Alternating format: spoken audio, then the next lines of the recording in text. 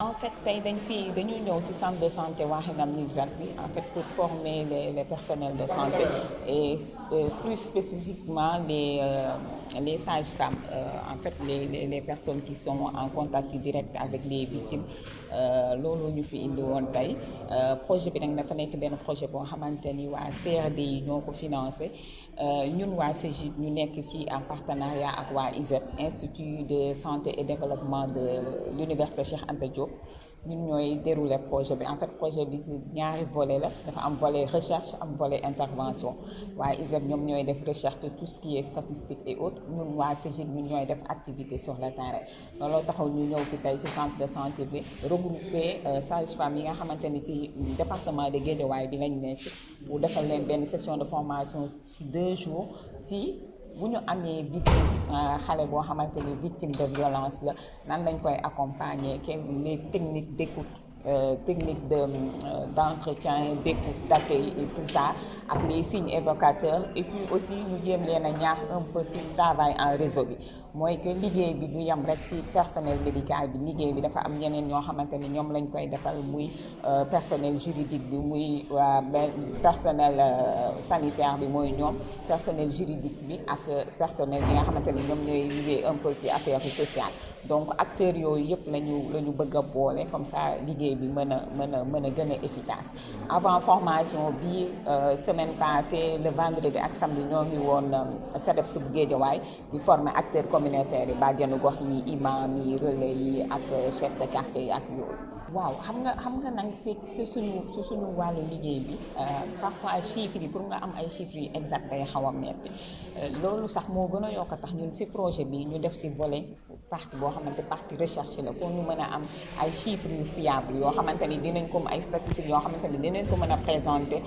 population bi dinañ ko mën a présenter tam bailleurs yi. Donc man pour ma jox leen chiffre dina xaw a metti mais li ma ci xam mooy que comme ni ko docteur Diouf waxee léegi prévalence bi dafa am zone yoo xamante ni ci lay ëppee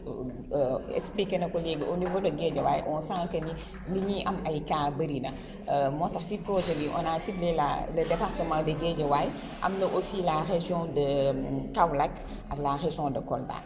3 régions yooyu ñun suñu gis-gis moo gën a nekk zone de prévalence yi pour le moment ñun li ñu gis donc loolu tax suñu projet foofu lañ ko implanté. xam nga ñii ñuy former dañoo nekk ñoo xamante ni déjà am nañ base. Parce que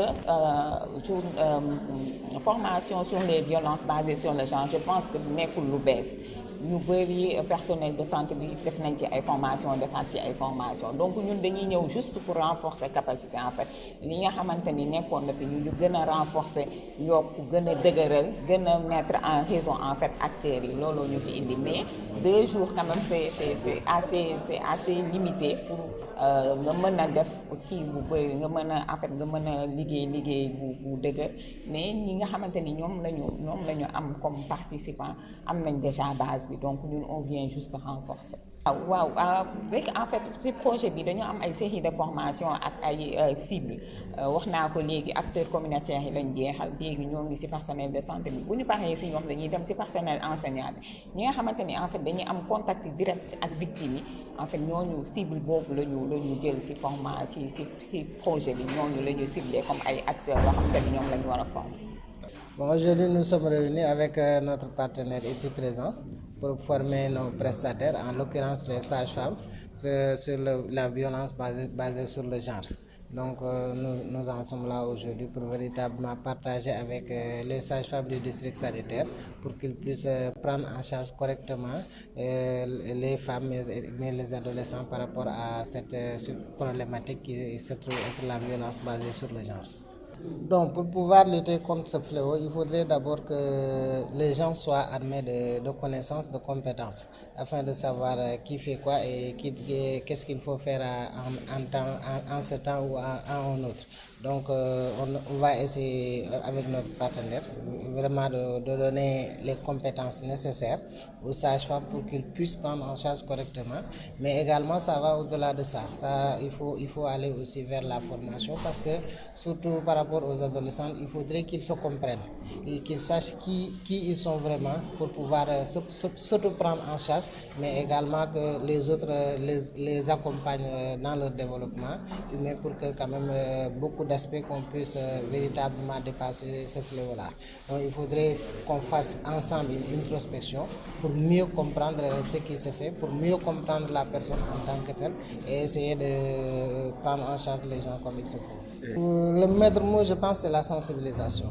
Donc il faudrait qu'on continue à sensibiliser,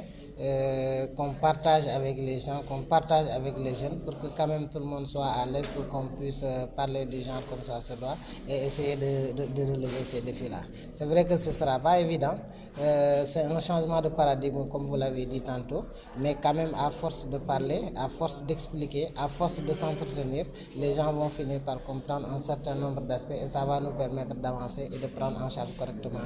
nos jeunes. Bon, ce serait un peu présomptueux de ma part de vous dire dans telle région, mais ce que nous savons ici à Dakar est que dans la zone de la banlieue, quand même, c'est des situations qui sont très fréquentes. Nous qui sommes dans les structures sanitaires, nous en recevons beaucoup, mais avec nos autres partenaires également qui évoluent dans le domaine social, nous savons que c'est un phénomène quand même qui est très présent ici dans notre département à Guédiawaye, raison pour laquelle depuis un certain temps nous faisons un plaidoyer pour avoir des gens qui nous accompagnent par rapport à la prise en charge des adolescents. Et heureusement que le partenaire est venu et nous accompagne dans ça. C'est une situation qui est réelle dans le département de Guédiawaye, mais est une situation contre laquelle nous nous efforçons à vraiment se battre pour essayer de l'éliminer. Donc si un partenaire vient nous appuyer, ce n'est qu'un bonus pour nous. Et nous pensons qu'avec leur appui, avec la sensibilisation, avec la formation des prestataires, ce sera un problème qu'on aura prochainement derrière nous. Bon, la prochaine étape, quand les sages-femmes seront formées, d'abord à leur tour, ce sera de partager avec leurs collègues qui sont restés dans les services, parce que nous ne pouvons pas former toutes les sages-femmes, mais également de partager avec les acteurs communautaires qui vont